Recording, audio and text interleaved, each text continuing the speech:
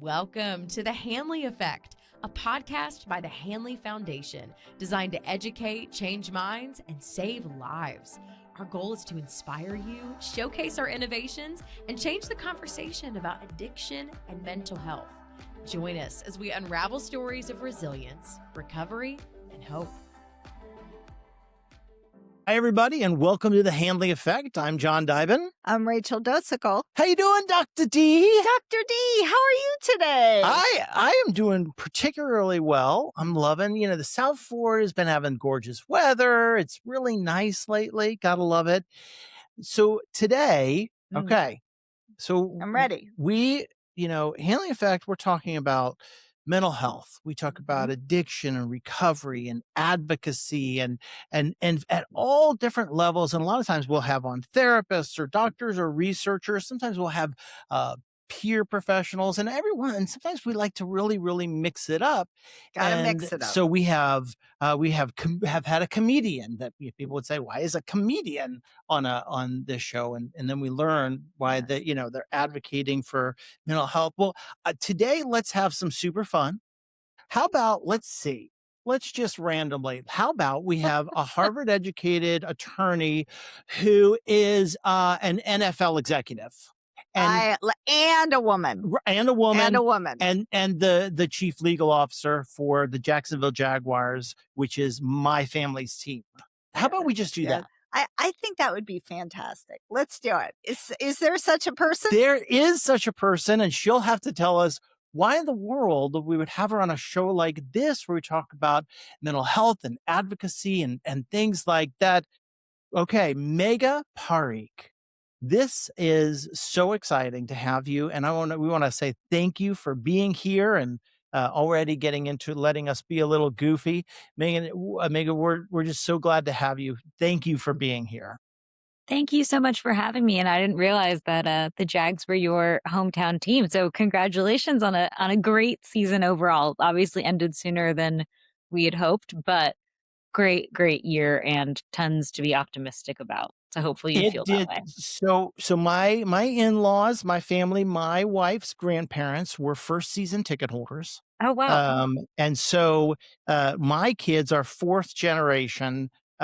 We are dyed in the wool, and I'm adopted into it because, you have to do it. You gotta be. But it's true. So, we'd love to know a little bit about you, about who you are and what you do. And we're really interested in people's journeys. So who are you? Would you tell us, what do you do? And can you tell us a little bit about your journey that brought you here today? Not only the professional things that you do, but all those other things that you do to support your community. Of course. And again, thank you so much. So the Jaguars are also my adopted team. I grew up a Jets fan.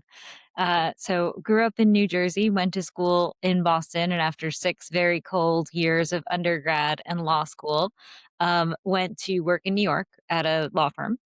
Was in the corporate department at a big law firm, and we were doing M&A transactions, financings, but I had graduated in the spring of 2009. And so obviously a really challenging time for people overall. I was fortunate in that I was able to start on time and was exposed to a number of different types of transactions. One of the deals that I worked on was the acquisition of the Jacksonville Jaguars for our current owner.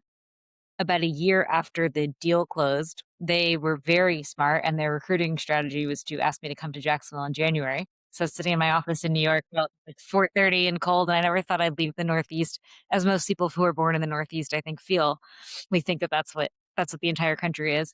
And I came down and I walked on the beach, and I remember going back home and saying to my family, look, I will go down there for a couple years. I don't even really know exactly where Jacksonville is, but just given my nature, rather than making a pros list, I made a what's the worst that could happen list, right? So this is going to be an incredible job opportunity for me. I will get to learn a lot more about the internal operations of a business. Whereas when you're outside counsel, obviously you're helping people through significant transactions, most likely, but not necessarily getting to see their day to day. And I was like, worst case, I come back in a year or two and either beg for my old job back or try and find something else. And that was just about 13 years ago to the day. And so I've been down here ever since. And, professionally, I am an in-house transactional lawyer by trade. So that means that I cover everything that comes up from the legal side for the company itself. Also have the ability to work with our HR team, security team, technology team, and I'm currently overseeing with our CFO our stadium construction project, which is I'm coming Wow. to you from a construction trailer right now because our offices were in the stadium. We just got kicked out. We're moving into a new one across the street. And Sounds familiar. yeah, it's it's really, really fun because, it's one thing when you're working on a contract and those are important and they're great, but it's another when the thing that you're working on is also literally being built and coming to life. And Right. Yeah. that that's a place where people are hopefully going to be and be very, very excited, not just next year, but also in 2028 when the project's done and our fans are back. And that's really in large part, one of the reasons why I stayed beyond that first 2 years is that our ownership group is incredibly dynamic. So within 6 months of coming down here, there was the day-to-day happenings at the team, but also the acquisition of Fulham Football Club. We've done some pretty significant public-private partnerships and renovations with the city of Jacksonville already, including adding some pools to the stadium, building a 6,000 seat amphitheater that's attached to the stadium. So we also had 40 some odd concerts a year, launching a pro wrestling company, building a training facility, building a office building in a Four Seasons hotel right across the street on the river here in Jacksonville. And then I obviously mentioned stadium construction. So it's very dynamic. I always feel like I'm learning. I know that that tends to make some people uncomfortable because they want to become experts in a thing. And I will say I'm probably not an expert in any one thing, but I do enjoy constantly learning and touching new things. And so I've been really, enjoyed that part of working down here. And you mentioned sort of what brought me here beyond the professional side, and I'm really grateful to be able to spend a little bit of this afternoon with you because I feel like whenever you're able to share a little bit or talk about some of these topics, it helps you go back to your routine with a greater consciousness or maybe a greater appreciation for it. Um, and so on the professional side, I remember as I was down here and working with all different sorts of people, we had an issue that came up, and it was somebody saying that they were feeling suicidal. A couple years later, we had an employee who said that their partner might actually have a gun, may be suicidal, and may be coming to Jacksonville. And I remember thinking, I don't really have the skills to fully understand how to handle these situations. And I don't, as much as I believe that like I'm a person with some empathy, I certainly don't want to wing it. Um, Right. and so around that time, the league also started putting a greater emphasis on focusing on mental health in the years following Javon Belcher's death by suicide in the Kansas City Chiefs parking lot. And so we were all getting some of this education. And at that time, I remember thinking there's sort of two paths where you can go and actually get a degree, right? And get become educated that way. And that didn't really fit with what I needed professionally, either time wise or even just in terms of the depth of the material. And so I was going for a beach walk, listening to a podcast. And one of the organizations that was mentioned during that podcast, which was about crisis response in general, was an organization called Crisis Text Line. And they offered free training. And in return, in crisis intervention and de escalation, in return, you have to volunteer for at least 200 hours. That was honestly the hardest course I've ever taken in my entire life. And I remember when I failed one of the tests, which unfortunately for my very like academic and nerdy personality, I was not used to and not comfortable with. I remember thinking, this must mean that I'm learning something really valuable and different because it was taking me more time than I thought. School, I love school and it just came very naturally to me throughout my life. Like I genuinely enjoyed it. This was really challenging.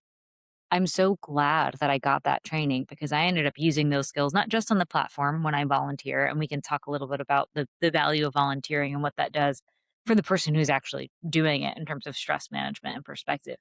But I also found that I use those skills every single day at work, especially during COVID. And I'm no longer sort of uncomfortable. I have empathy, but I don't feel like I'm not equipped if someone comes to me and says, I'm in a really stressful situation. I'm struggling with an issue of domestic violence. I'm struggling with an eating disorder. I'm struggling with these thoughts of loneliness and isolation, which unfortunately were really prevalent during COVID. And so I feel much more prepared to be able to handle those things as they come up in work. I also feel like I'm hopefully a better daughter, sister, friend, wife, right? Just in life. Because the tools that they teach you are not necessarily intuitive. And in fact, in some ways, for me, and I think this is common for people, when someone comes to you with a problem, your instinct tends to be, let me think about how I would handle this, or let me give advice. Right. And instead, probably the most empowering thing about this, including when somebody comes to you with a mental health challenge, is what would be most helpful to you. And I wish that, like, just at some point, every single person, probably in high school, got that education of, if someone is struggling, the number one thing you can do is ask them what would be most helpful to you. And so on the professional side, yeah, there was a skills gap. But when you take a step back, and I promise I'll stop talking in a second, and think about what it is that we do, right? We're about competitors on the field. And so much of our business is talking about, how do you get the best performance out of those players on the field? Well, as a manager of people of any sort, whether they're a wide receiver or somebody in accounting or a lawyer, I think the objective should be to be, how can I get the best performance out of these people? And to me, that involves really having a better understanding of, I know that we call it mental health, and I know that's common, but I feel like at some point, someday, my hope is that we just talk about it as health, because it is just a part of that. And it doesn't need to be, we don't, I think that sometimes people get a little bit skittish about these topics. One, because they're hard and they're dark, and that's fair. But two, because they somehow think that it is a distraction from work. And from my perspective, if you are all trained and learn, at least at a basic level, again, if you need a professional, you need a professional, and you very much do beyond a certain scope. But if people are just trained in empathy, active listening, and how to respond, and then how to connect other people with resources, to me, that helps take the distraction out of the way. Because with whatever's going on in someone's life, it will distract or detract from their performance unless it's addressed somehow. And so, me, at like the most basic level, I remember thinking, I hope that nobody who crossed paths with me ever feels alone. Like, I hope that they know that they can always come back, that I will be a resource, no matter what context, whether it's work or otherwise, that we've crossed paths in. And that doesn't mean that I'm forever need to be someone that they rely on. It means that I have been specifically trained to help give them the tools to figure out what they might need to get through a particularly difficult moment, right? But I'm handing them the umbrella for when the storm passes, and then letting them go on their way. One of the things, sorry, I think No, I I love just that. cut you off. No. It's so powerful. One of the things that Hanley really champions is this. First of all, we go into workplaces and we do this training free of charge. Um, but one of the things we really try to find is a champion within those workplaces, somebody who feels as strongly as you just articulated about making sure that everybody is trained and everybody knows how to respond when somebody is in crises. And as you know, those crises can look so many different ways. You talked about somebody feeling suicidal, or, having an eating disorder, or whatever the particular challenges that presents on that day. So many times these come out of human resources. And usually when we are in organizations doing this type of training, we start with the professionals in human resources, or we work with their EAP representatives.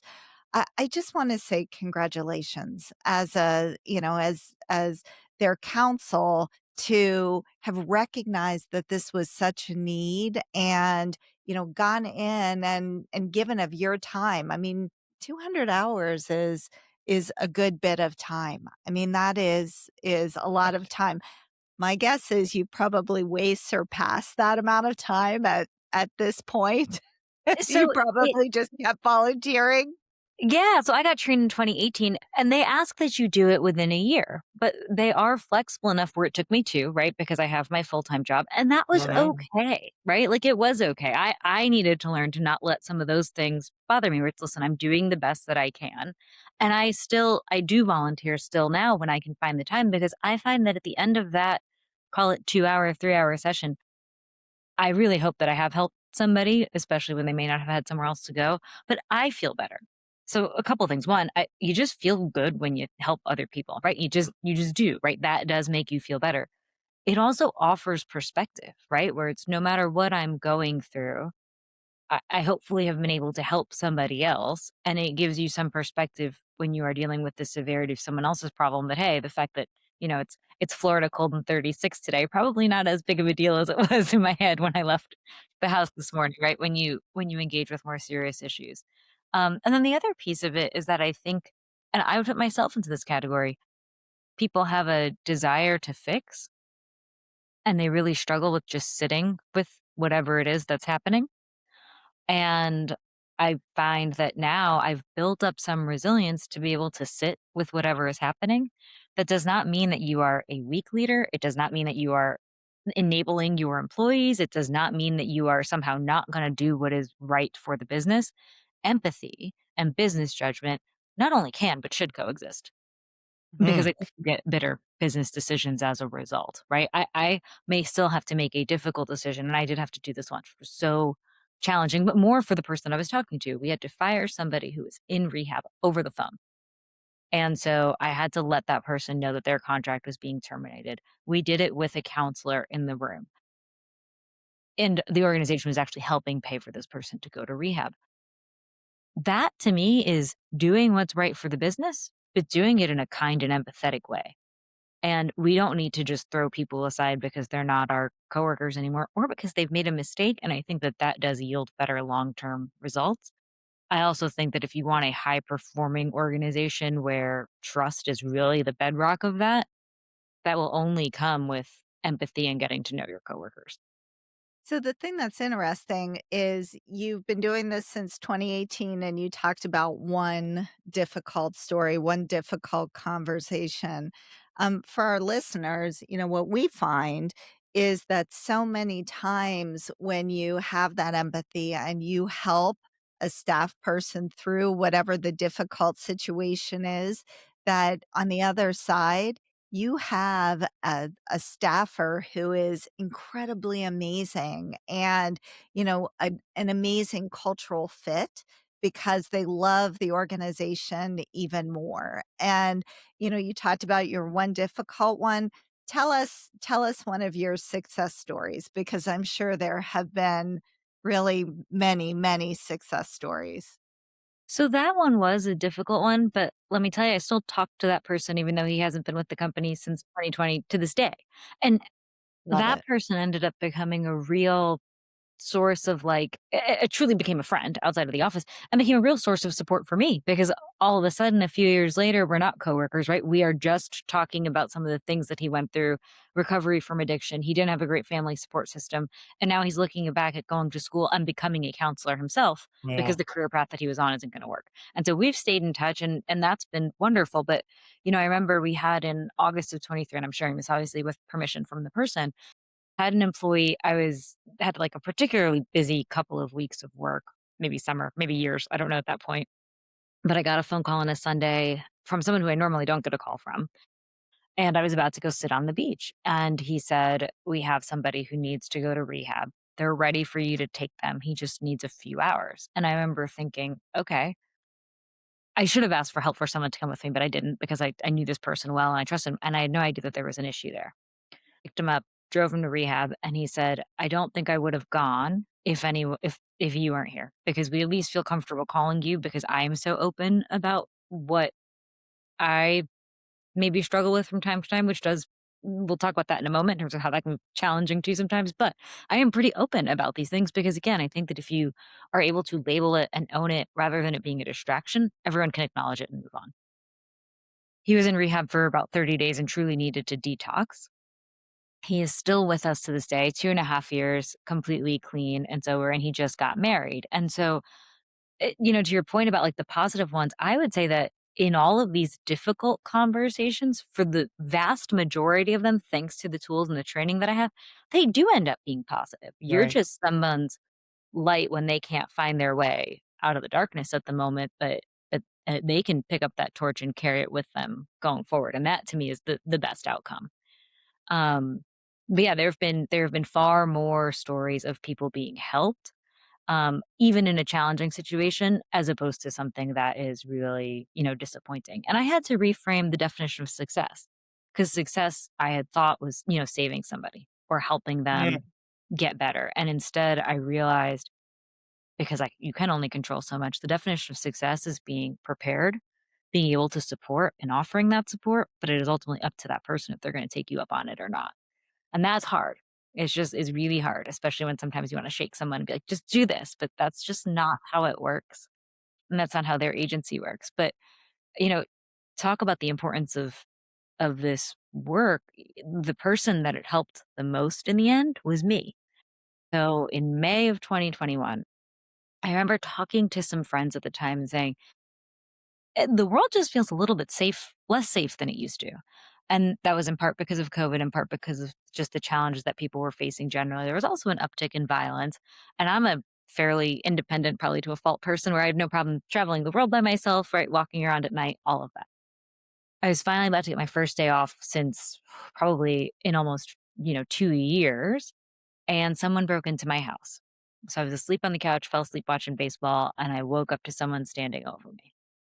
And I remember punching him in the throat, running out the front door to my neighbors, and sitting in his kitchen for a moment. It's in a condo building. And I remember thinking, and my memory it's very interesting to me because my memory is spot. But what I do remember is sitting on his kitchen floor and saying, I need fresh air. And let me tell you that being my first thought of just breathe came from the training that I had gotten to help others. Went outside, called the police. They were absolutely wonderful. And to the person who broke in's credit, because I don't think that the vast majority of victims get this kind of closure, by noon the next day, he confessed. And so he was in jail. And, I was able to really take a step back and realize a, a couple things. One, I went to work the next morning at 9 a.m. because we had an employee with a substance abuse issue and I didn't want to miss that meeting. And so somehow I managed to get myself out of bed and to the stadium. But I also knew that I wasn't going to be myself.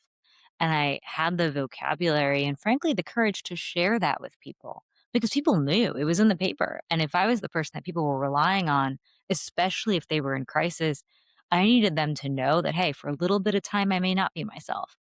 And one of the great things, especially about the crisis training, is that they teach you about the value of having a toolbox of self care tools before you'll need them. So I remember there was a night where we had someone reach out, they were feeling suicidal, and he was in such a state of just disorientation where when I asked him what would be helpful to you, he's like, I don't know. I can't answer that right now. And so I remember in the aftermath of this break in thinking, I am going to need more tools than normal to help ground myself when I'm not feeling like myself. And I would do whatever it was that was healthy that would make me feel better. And that did lead to some people saying, what is going on with you? And it's like, who cares? If I need to watch Beauty and the Beast every night sitting on my like patio furniture chairs because I threw it at my couch with the lights on, and I did that for about a month. And when you share that with people, they tend to think, well, you're not okay. But I actually feel the opposite, where if it's a healthy way of dealing with it, I know what it takes for me to calm down. It's the end of the day. I still live by myself. I hadn't gotten my dog yet. And if this is what it's going to take, then I actually think what I'm doing is acknowledging these feelings and learning how to manage them, and it will pass. And it took me about 6 months to actually able to read before bed, which is what I used to do again. But in that time period, that's okay. I made sure I started calling home a lot more. I started listening to music to help regulate my breathing when I would feel overwhelmed at work. And for me, those tools helped me all get through a very difficult period. But a lot of them I had put in place for after you're done volunteering or after you're done helping somebody with something, do something Mm, to sort of take care of yourself and help ground yourself. And I needed that times 10 when it was me that was the one in crisis. yeah, so much to unpack. And first of all, thank you for sharing that. And there's a few really, really important things that I hope people pick up on and are hearing that I think, I've been a therapist and a clinical supervisor for decades and working with a lot of, especially newer therapists and getting newer therapists to that point where they can understand the effort belongs to me, but the results do not. And that's kind of what you were saying before, that place where you're a Harvard educated attorney who has become, an executive and the chief legal officer of this major organization. You're obviously a driven person. You're a results oriented person. And so I love and hope people are hearing you talk about, I learned that when it comes to this helping people, being present, being prepared, and telling them that I'm here for them and I'm willing, that is success. I think that's really beautiful, and I hope people hear that.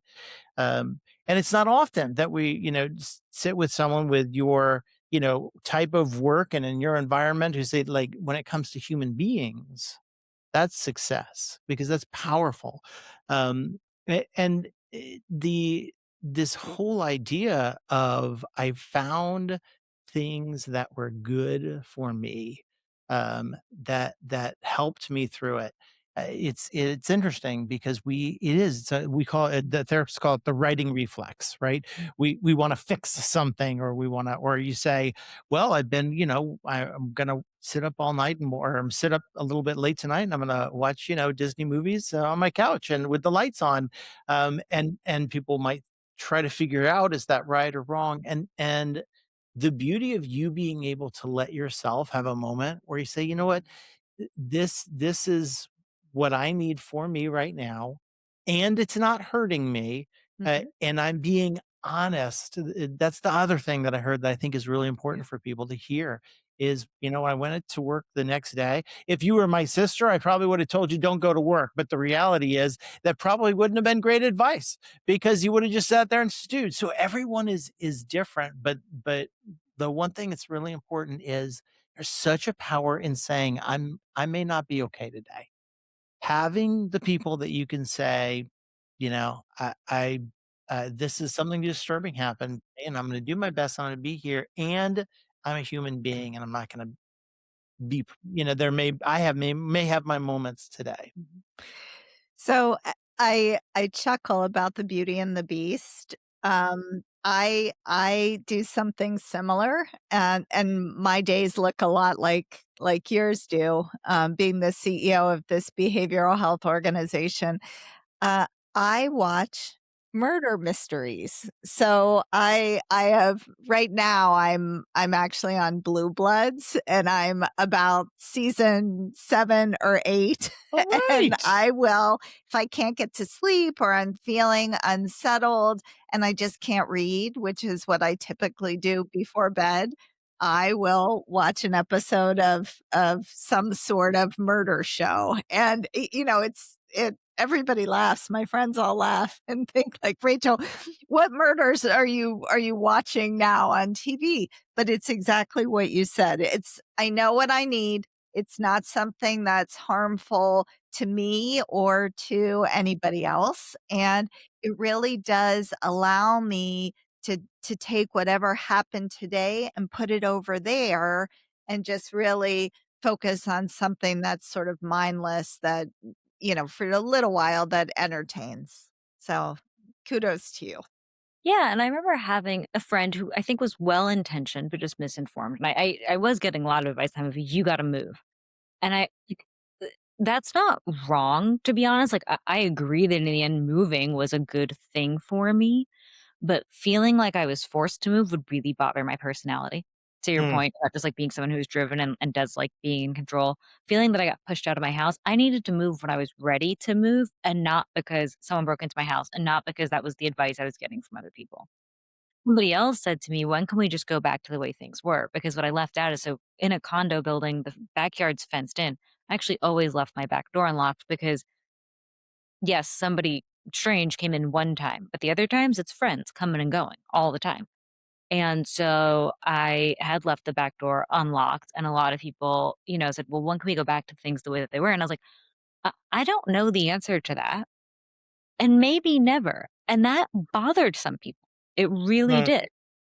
Right? Like, you're a 35-year-old woman who's watching Beauty and the Beast and listening to the same 10 songs on your phone. Uh, I am. It's not impacting anybody else, frankly. No one was watching Beauty and the Beast with me. And a lot of times, if I was at work, what I found, and it was just a learning experience. Obviously, if a stranger approaches me asking for directions or a question, for that first, call it 10 to 12 months, I was actually quite jumpy. And it was completely innocuous, and it's not that person's fault. But what I realized is that, oh, if that's happening, then I do need to like listen to just one song for a few minutes, and then I can go back to it. No one knows the difference if you're putting in your AirPods to listen to your same 10 songs or if you're taking a call. And again, I really just tried to be honest because I feel like, and I hope that, they agree here that I was able to manage things, but it was a little bit different for a period. And it still is. And it may never go back to exactly how it was, but one of the most eye-opening things to me, and I don't mean to say this in a Pollyanna way because it's really difficult for people, but I had never experienced anxiety. Probably overconfident to a fault, think I'm like 6'5" in my head. And a few months after burglary had happened, I worked out, and then I was laying on the floor on a yoga mat, and I always work out at home, and I couldn't move. And so I remember texting a friend saying, "I don't understand this." And he was someone who had opened up to me about anxiety that he had suffered a few months prior, and he said, "This is what I was trying to tell you about." Like, and this person's an athlete, and he was like, he's like, "When I tell you that, like, I can't move," he's like, "I know that you were doing your best to understand." He was like, "But you really couldn't understand." I'm like, "I really didn't get it. I did not get it." And especially after a workout where I was moving my body, I was like, "What is happening that I'm just stuck here and, like, tearing, and I don't understand." And that's okay, right? And the beauty of having professionals like the both of you is that you are able to help people and give them a explanation as to why these things are happening, right? You give them a vocabulary to understand why these things are happening. But in that moment, my friend just sitting there telling me, "This is what anxiety is like," it that helped me get right back up. And he was like, "Look," he's like, "every day is not burglary, but it's completely understandable that this is how you're feeling right now. Just breathe through it and you will get up." And I did. It is magic. That having someone to give you that space. It is, people love to say all the time, and I know I gotta be the bad guy, we're running out of time, I know, but I love the, not wanting to be Pollyanna. I don't wanna be Pollyanna, but, people say all the time, I don't know, Dr. D might get mad at me for this one, we'll see. People say everything happens for a reason. I don't believe that. Mm. I think reason can be made out of whatever happens. I think, Mm. things happen that I think things happen for sometimes for no reason at all. It's just terrible. But no matter what, we can make meaning and reason. And what I'm hearing you say is, look, I didn't experience anxiety before. Uh, Now I've experienced it, and maybe I'm going to be that call for someone else who's on the floor and can't move that I couldn't have been before. And I think there's a power in that. I just I agree. everything you say, this is a bit of a masterclass. There's so many things that I want to. We could maybe. I think we need to have like a long podcast one day and Or be able invite to you back for a second half have you because back. we haven't talked about the volunteering piece either, which is really, I mean, I think that that likely was such an impactful part of your journey as well, that external volunteering. Sounds like you're doing a lot of internal work now as well with your organization, but that external piece is equally as profound. Would we be able to have you come back and talk more about volunteering and about other things that are on my personal list that I want to follow up with? I don't know if you guys can tell, but I obviously have a hard time talking, so I don't know. But no, I'm just kidding. us, That would us be too. that would be great. The three shy ones here. Yeah. Yeah. And Yeah, what's interesting, honestly, is that I actually am fairly introverted. I do what I need to for my job, and that tends to shock people. But talking about this is so important to me. And you're right. I didn't like complete thought. Like I don't mean to be Pollyanna about it. I'm not grateful for it, but I'm glad that I might be able to help somebody else. So the personal reason why I started volunteering, and I'll stop with this last piece just to sort of explain to your point about how you can find meaning in anything. Because I agree with you. Everything does not happen for a reason. I also don't believe that hurt people hurt other people. I think unhealed people hurt other people. But I think if Well you are said. hurt, you Well can use said. the hurt to go find meaning. And so I had a friend who I grew up with, was really fortunate, grew up in like classic New Jersey suburb, bunch of kids all the same age. We had a buddy who got addicted to heroin when we were about 14 years old, which is not uncommon for people around my age because it was right sort of as opioids were getting pulled off the street and heroin was cheap. And he passed May 5th of 2017. And I remember bawling my eyes out, getting a one-way flight home and going home. But I remember being just so disappointed that for all the education that I've had, feeling like a failure, because how did I not help? We grew up on the same street. Why are our lives so different? And I will be honest, if you want to pick out of the two of us who is the nicer person with the bigger heart, it's him. And so I remember just being so disappointed and even like looking back at my last text to him, which was advice giving, right? It was, I'm here for you, but there was also advice giving in it. And fast forward to that story that I was telling about in August 23. He's younger than me, but you had a kid from New Jersey, addicted to a lot of things, including opioids, who is my coworker, who now 2.5 years has been clean. And if nothing else, there's obviously been a lot of other people that have had the privilege to be able to help.